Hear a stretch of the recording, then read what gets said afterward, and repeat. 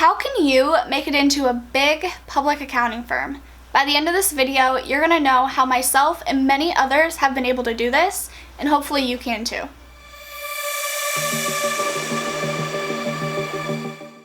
Hey guys, welcome back to my channel. If you're new here, my name is Michaela. Welcome.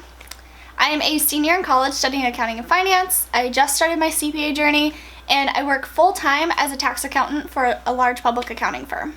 Before we get started, make sure you go hit the subscribe button and click the notification bell so you get notified every time I upload a new video. Without further ado, let's get into the 5 things that are going to help you get into the accounting firm of your dreams. So the first thing I want to talk about is to expand your skill set. You want to get as much on your resume as early as you can. This is going to help you get those internships that will turn into full-time offers. Most recruiters I've talked to have said that they prefer candidates with a more well-rounded skill set and they're good at many things.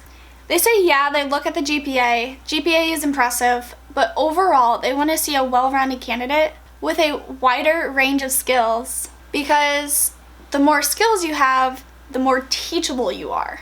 And the reason they want you to be teachable is because if you can be taught anything, they can teach you anything. Most employers don't expect you to know everything right out of college. They understand that chances are you probably took that class 2 years ago and you don't remember anything from it. So to be honest, most people don't know anything about their job going into it. And employers do understand that, and so they'd rather see someone that is able to be taught how to do the job and are willing to put in that work. So some examples of things to put on your resume are obviously your GPA. While yes, it may not be the only thing they look at, they do look at it, especially if you're applying for the Big Four. Add any school clubs or just leadership roles you've had throughout your college career. For example, I have on mine that I was part of the sponsorship committee for Dance Marathon. I helped start the education club at the community college I went to, and I was the president of that club for a year. And then don't be afraid to add fun things on it. If you're in a college sport, put that on there. That just shows hard work, dedication. It's tough to be a college student athlete. And even if you're not a college student athlete, add things like co-ed sports. I have my co-ed softball team on there. Why? Because it adds to your personality. It shows who you are. It just shows that, you like to be competitive and you're willing to work to get to what you want. It also shows that you like to have fun. A lot of companies, especially accounting firms, have co-ed teams. My firm included, they have a co-ed volleyball team that I currently play on and a co-ed softball team that I plan to play on in the future. So they want to see that you're going to be involved within the company and that you're not just there to get a paycheck.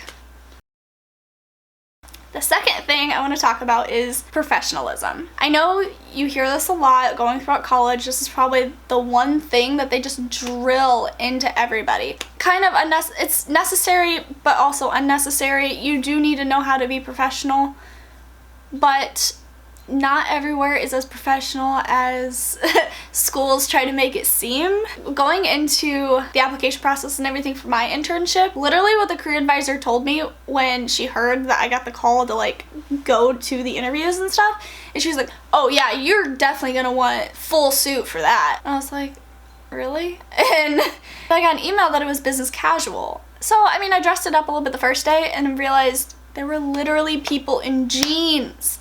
What was I doing? So the point is just to dress accordingly. It's never a bad idea to be overdressed when it comes to interviews. I don't really think there is such a thing as being overdressed in interviews, unless you're going into more of a trade. But for accounting purposes and applying for the Big Four, or just a large public accounting firm in general, I don't think you can be overdressed, because if anything, they're going to see that you're capable of dressing for their higher end clients, especially with big public accounting firms. They're going to be the ones with people who are those high net worth individuals and those really large, Fortune 500 companies that you're going to have to wear a suit and tie if you go visit it. Whether if you're a tax accountant, you're just going to visit, or if you're an audit and you're there on a regular basis, you're going to have to wear a suit and tie more than likely. So, but at the same time, if it says it's business casual, feel free to lose the suit jacket. Like, just wear a shirt and tie and slacks for guys, and for girls, wear a cardigan and slacks or skirt or whatever you enjoy wearing. Because if that suit jacket makes you feel constrained and uncomfortable, then you're not going to perform as well as you need to. So it's more important, if it says business casual, it's more important to feel comfortable in what you're wearing. I mean, even if it's, business professional, you want to be comfortable in what you're wearing. That way you can be your most authentic self. Another weird one that actually I never really thought about until I went through some professionalism courses is to have manicured hands. I don't, clearly. I'm really bad about it. Part of that's also we're under stay-at-home orders. To have manicured hands, it's not the most important thing in the world, and most people are not gonna judge you based on the way your hands look, but it is something that people notice when it is done well. So it could be something that stands out about you. Also, something you guys may notice I am kind of bad at is posture. Set your shoulders back, have your head up high, make great eye contact when you're talking, when you're listening. You just always want eye contact with the person you're speaking to or you're listening to. It's just, when you shake their hand, eye contact. When you introduce yourself, eye contact. The way you present yourself is extremely important.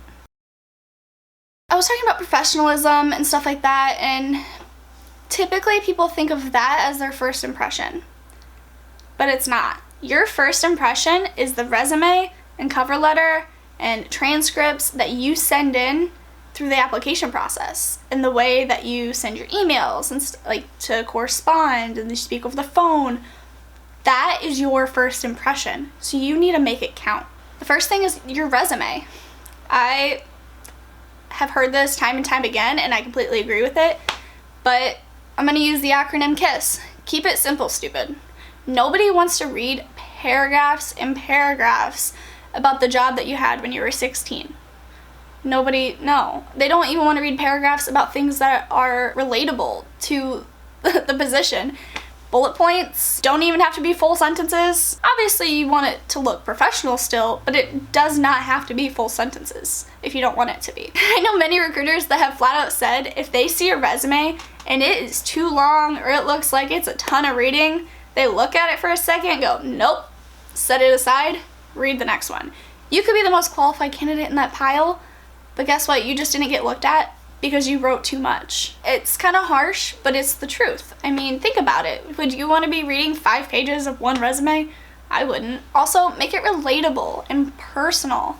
They want to see that they can connect with you as a person. As for your cover letter, you want to mention things that you already know about the company, why you want to work there, why you would be a good fit for the company. Cover letters, even if they say that they don't require it or they don't even mention it, it's always a good idea to write a cover letter. It just kind of shows that you went that extra step. So say you have 2 resumes that are perfectly identical in every way, but they only have one person that they can extend an interview to. They're gonna choose the person that wrote the cover letter more than likely, unless the cover letter's garbage, but chances are they're gonna choose the cover letter person because that person took that extra step to get that job. They took that extra, 20-30 minutes out of their day, chances are it's all it's going to take you, to write that cover letter and make it meaningful and to really show that they want the job. There's so many resources online for resumes and cover letters that there's no reason to not have either of them and for them to look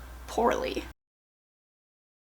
So number 4 is to do your research about the company. It's important to know about the company that you're applying for, that you're potentially going to work for yourself, but also for your interviews and for your resume. So when you're writing your resume, it's important to use keywords that you can find in the job description on their posting that you found, or stuff just words they use on their website, because chances are with large firms, they're actually going to run your resume through a software first before an actual person looks at it. So that software is going to scan through it, find keywords that they want, and like to find the individuals that they want, and they're gonna then go look at those people. But if the software didn't pick up your resume because you used a synonym to the word that it was looking for, but it means the same thing, but it's not that exact word, the actual person isn't gonna see it because the software didn't pick it up. Also during your interview, really common interview questions are, why this firm? Or they might ask you what you already know about the firm just so that they don't have to repeat things that you may already know. That's really common, I've noticed, is that they'll ask like, oh hey, what do you already know about Deloitte or KPMG or RSM? What do you already know about that firm? About our firm? And one, it looks good if you can actually list things that you know, and if you're just thinking like, I don't know. Like they're gonna be like, then why do you want to work here? Like if you don't know anything about us, why are you applying? It's just really important to have that information during your interview. You can also use that information to tailor it towards your strengths and weaknesses. That will also probably get brought up in your interview. And you can really tailor like some of your strengths toward the firm's specific core values and morals. So the last thing that I really want to stress is to just be yourself. This is honestly probably the most important one out of all 5. Maybe not the most important. Most important is probably like first impressions kind of thing to get you into the door. Like once you're already in that interview, you really just need to be yourself. Like for my firm, for example, the firm culture is extremely important. You could have a 4.0 and they still won't offer you a job just because you don't mesh well with other employees. You don't, like if you're not someone that's gonna, you know, put yourself out there, try to learn, try to be better, go out of your way to help people, things like that. If you don't have that personality, they're probably not gonna extend you an offer. Just because a lot of recruiters have made comments about how they can teach anybody how to do any job. But what they can't teach are those soft skills that you're supposed to be developing over your lifetime.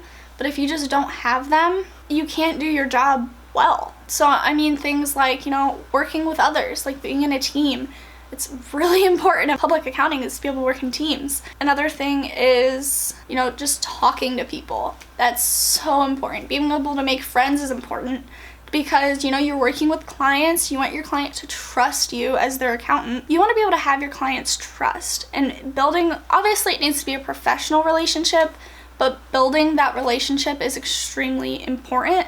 So they want to be able to have, you know, employees that have those soft skills. They're able to talk to people, they're able to empathize with people. Because like I've said before, having a 4.0 is great, but if you only focus on school your entire college career, what did you really learn? I mean, sure, you know, like a lot of logistical things, which is great, don't get me wrong. It's so great to be smart. But you really, when it comes to public accounting, at the very least, you need to have those people skills. You need to be able to communicate. You need to be able to work in teams and just things like that. Alright, so if you guys found this video helpful at all, please give this video a like. Even if you didn't like it, give it a dislike and then let me know in the comments below how I can be more helpful next time. Or if you have any questions, please let me know. And make sure you hit the subscribe button down below, and I'll see you guys in the next one. Bye!